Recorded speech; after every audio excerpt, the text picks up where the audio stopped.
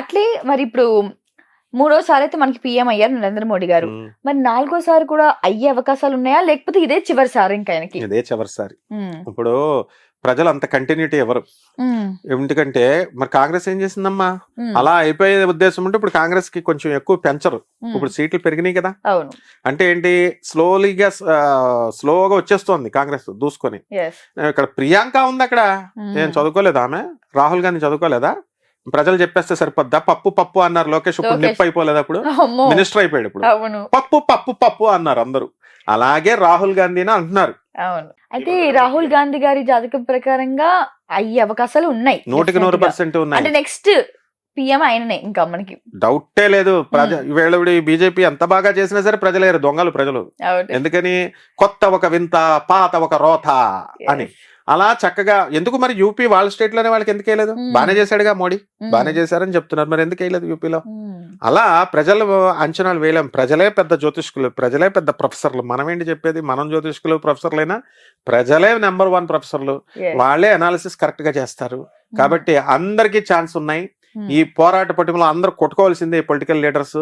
వీళ్ళు కుటుంబ పాలకులను బాగా పొగడ్డము, ఏ పార్టీ వాళ్ళ పాలకుల్ని పొగడ్డము, అపోజిషన్ పార్టీ వాళ్ళని బాగా బూతులు తిట్టడము మీద కాన్సన్ట్రేషన్ తగ్గించి, ప్రజలకి పనికొచ్చే రూట్ గ్రౌండ్స్ నుంచి పేదవాడికి మేము ఏం చేస్తే వస్తాము అని కన్స్ట్రక్టివ్ వర్క్ చేసిన వాడే మొనగాడుగా గెలుస్తాడు. అవును సార్, ఒకప్పుడు కూడా మనకి రాజకీయ నాయకులు ప్రజల్ని మోసం చేసేవారు, కానీ ఇప్పుడు ప్రజలు రాజకీయ నాయకులు మోసం అంతే చేస్తారు. మరి, ప్రజలే మరి. మీకు తాను నేర్పిన విద్యే నువ్వు నేర్పిన విద్యే అని చెప్పేసి, అందుకని వాళ్ళు చెప్పారు, వాళ్ళు డబ్బులు ఇస్తున్నారు, సరేరా మేము చూసుకుంటాం, మీకు మాకు కావాల్సింది మేము చూసుకుంటాం, డబ్బులు తీసుకుంటాం, జేబులో పెట్టుకుంటాం, మాకు కావాల్సిన వాటికి మేము కావాల్సిన వాళ్ళకి వేసుకుంటాం అన్నారు.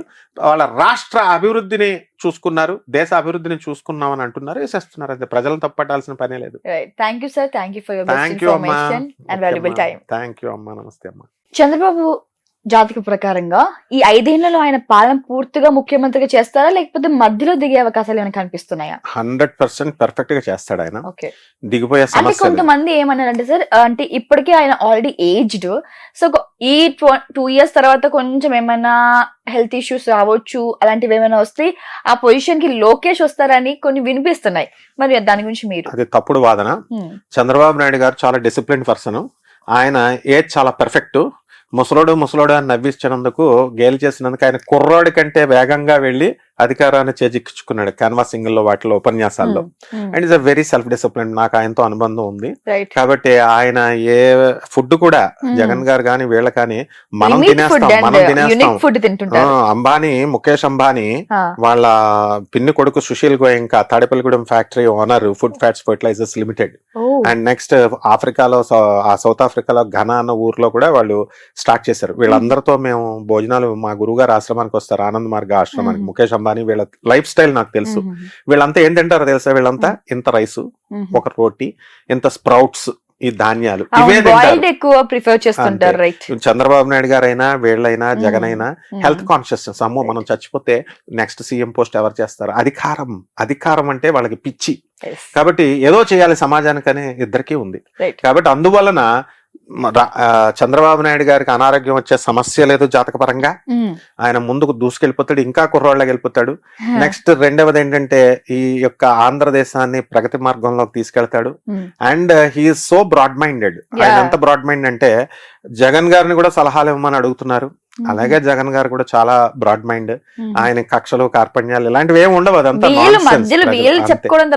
అలా చేసుకుంటే వెంటనే దిగిపోతారు. ఇప్పుడు కక్ష ధోరణులతో వాళ్ళు చేశారని అంటున్నారు కొంతమంది ఎమ్మెల్యేలు, తిట్టేవారిని, బూతులు తిట్టేవారిని దిగిపోయారని వీళ్ళే అంటున్నారు. వీళ్ళు కూడా అలాగే చేస్తే వీళ్ళని కూడా దించబడేస్తారు. ప్రజలే final. No Chandrababu Naidu, no Jagan, no Pawan, ప్రజలే ఫైనల్. గురుగారు, మళ్ళీ జగన్ సీఎం అయ్యే అవకాశాలు కనిపిస్తున్నాయా? ఉండొచ్చా, ఉండకపోవచ్చా? ఎందుకుండదమ్మా, చరిత్ర పునరావృతం, హిస్టరీ రిపీట్స్ అని ఎందుకన్నారు? హిస్టరీలో చంద్రబాబు నాయుడు గారు ఓడిపోయారు, మళ్ళీ ఇంకేముంది, పార్టీ అయిపోయింది, టీడీపీ రాదు, భూస్థాపితం చేసేసాడు జగన్ అన్నారు. లేదన్నారు, భూస్థాపితం అన్నారు. వాళ్ళు కొడాలి నాని గారు, రోజా గారు, తర్వాత వల్లభనేని వంశీ, వీళ్ళంతా పేర్ని నాని, వీళ్ళంతా వాళ్ళ స్టైల్లో వాళ్ళు పార్టీ అయిపోయినట్టు చెప్పారు. మరి మళ్ళీ బాల్ తిరిగి రాలేదా? So there is every equal chance for Jagan again to come back and to conquer the power రావడానికి అవకాశాలు ఉన్నాయి. It is not that is don't underestimate Jagan. ఎందుకనంటే జగన్కి వ్యతిరేకమైన వాళ్ళు చెప్పొచ్చు ఏంటి రాడు రాడు రాడు అని. ఈ వ్యతిరేకతలు చంద్రబాబు నాయుడు ఏమన్నా వీళ్ళకి చుట్టమా, జగన్ ఏమన్నా వీళ్ళకి చుట్టమా? ఆయన ఏమన్నా వీళ్ళకి పెట్టిన స్కీమ్లు ఆయన క్యాన్సిల్ చేశాడా, ఈయన పెట్టిన స్కీమ్లు ఆయన ఏమన్నా క్యాన్సిల్ చేశాడా? అయ్యే ఉండవు. గవర్నమెంట్ సిస్టమ్ కున్న పవర్ అది. ఐఏఎస్లు ఉన్నారు, ఐపీఎస్లు ఉన్నారు, ఎగ్జిక్యూటివ్ ఆఫీసర్లు, వీళ్ళు వాళ్ళు పరిపాలనలో అందరు ఆఫీసర్స్ ఉన్నారు. చిన్న సైజ్ అటెండర్ ను కూడా ఆఫీసర్ అంటాం మనం. అటెండర్ ఆఫీసర్ స్థాయి నుంచి ఒక ఐపీఎస్ ఆఫీసర్ వరకు, ఐఏఎస్ ఆఫీసర్ వరకు ప్రభుత్వ వ్యవస్థని పరిరక్షించుకుంటూ కాపాడుకుంటూ వస్తున్నారు. వీళ్ళంతా చేతకానోళ్ళ. ఈ సీఎంలు మాత్రమే చేస్తారా? వెళ్ళి సీఎంలు మినిస్టర్లు మాత్రమే ఏం చేయరు. వీళ్ళు లేకపోతే అసలైనటువంటి వాళ్ళు, వీళ్ళ పరిపాలన మార్చేవాళ్ళు, వీళ్ళు కావాలనుకున్నది చేయగలిగేటటువంటి వాళ్ళు, వీళ్ళ యొక్క దయా భిక్షల మీద ప్రజల జీవితం ఆధారపడి ఉంటుంది. గవర్నమెంట్ ఎంప్లాయీ భిక్ష మీద ఉంటుంది. అదే గవర్నమెంట్ ఎంప్లాయీస్ ని జగన్ గారు వ్యతిరేకం చేసుకున్నారు. స్ట్రిక్ట్ గా ఉండమంటే వ్యతిరేకం అవుతారు వీళ్ళు. చంద్రబాబు నాయుడు గారు వ్యతిరేకం చేసుకున్నారు. మళ్ళీ ఆ పార్టీ కాకుండా ఈ పార్టీని గెలిపిస్తారు, ఈ పార్టీని కాకుండా ఆ పార్టీని గెలిపిస్తారు. ఇదంతా ఒక ప్రవాహం. కాబట్టి కరుడుగట్టినటువంటి తీవ్రవాదం లాగా, కరుడుగట్టినటువంటి అభిమానులు, మేము రెడ్లం, మేము చౌదరీస్, ఇవన్నీ నడవవు. ఎందుకనంటే అందరూ ఓట్లేస్తేనే వస్తాయి. అలా చిత్రీకరించారు. చౌదరీస్ అంతా తెలుగుదేశానికి వేస్తారని, చౌదరీస్ రెడ్లు చంద్రబాబు నాయుడుకి, ఆయనకి జగన్ వేస్తేనే గెలిచాడు ఎన్టీఆర్. అలాగే ఆ రెడ్డిస్ వచ్చి చంద్రబాబు నాయుడుకి వేసిన వాళ్ళు ఉన్నారు. సో ఈ కుల వ్యవస్థ, మత వ్యవస్థ, ఇది ఏ పొలిటీషియన్ ఎక్సెప్షనల్ కాదు. దీన్ని పెంచి పోషిస్తూనే ఉంటారు. ఆయన చంద్రబాబు నాయుడు అయినా, జగన్ అయినా, ఎవరైనా సరే. ఈ కుల వ్యవస్థ, మత వ్యవస్థ పోయినప్పుడు మాత్రమే మనకు ఆ చక్కటి ప్రభుత్వం వస్తుంది. ఇప్పుడు జేడి లక్ష్మీనారాయణ గారు చెప్తున్నారు, జయప్రకాష్ నారాయణ చెప్తున్నారు, ఆయన ఒక ఐఏఎస్, ఒక ఐపీఎస్. మరి వాళ్ళు ఎందుకు గెలవట్లేదు? ప్రజలు మంచి చెప్పే వాళ్ళని గెలవనివ్వరు, చదువుకున్న వాళ్ళని గెలవనివ్వరు. కాబట్టి అయినా వాళ్ళ డ్యూటీలు మానేస్తున్నారా? బ్రహ్మాండంగా చెప్పుకుంటూ వెళ్తున్నారు. ఎవరి డ్యూటీ వాళ్ళు చెయ్యాల. కాబట్టి అగైన్ జగన్ అధికారంలో రావడానికి ఈక్వల్ ఛాన్సెస్ ఉన్నాయి. కాబట్టి ఆయన కృషి బట్టి ఈసారి ఆయన పాలసీస్ ని మార్చుకోవాలా. అహంకారి అంటున్నారు, మార్చుకోవాలి. మరి జనాలు పనున్నా లేకపోయినా చంద్రబాబు నాయుడు అయితే ఇమీడియట్ అపాయింట్మెంట్ ఇస్తాడు, జగన్ పనున్నా పని లేకపోయినా 2 hours వెయిట్ చేపిస్తాడు అంటున్నారు. మార్చుకోవాలా? రోడ్లు ఇట్లేదు అంటున్నారు. ఈసారి రోడ్లు వేయాలా? జనాలకు డబ్బులు ఇవ్వకూడదు అసలు. ఈ వెల్ఫేర్ యాక్టివిటీస్ అన్ని ఇప్పుడు చంద్రబాబు నాయుడు గారు ఏమైనా అమాయకుడు అనుకుంటున్నావా? ఇవన్నీ చేసేస్తారండి, సంక్షేమ పథకాలు చేసేస్తారండి అంటే డబ్బు ఎక్కడి నుంచి వస్తుంది? ముందే ప్రాపర్ లో ఉంది, ఏదో కొద్దిగా ఆయన కూడా వ్యతిరేకం చేసుకోకూడదు కాబట్టి చేసుకోవాలంటారు. అసలు ఏ ముఖ్యమంత్రి అయినా, ఏ ప్రధానమంత్రి అయినా వెల్ఫేర్ స్కీమ్స్ తీసి పడేద్దామని చూస్తున్నారా? చేయరు. చేసిన రోజున బాగుపడుతుంది. యుఎస్ లో, లండన్ లో అక్కడ ఉన్నట్టు.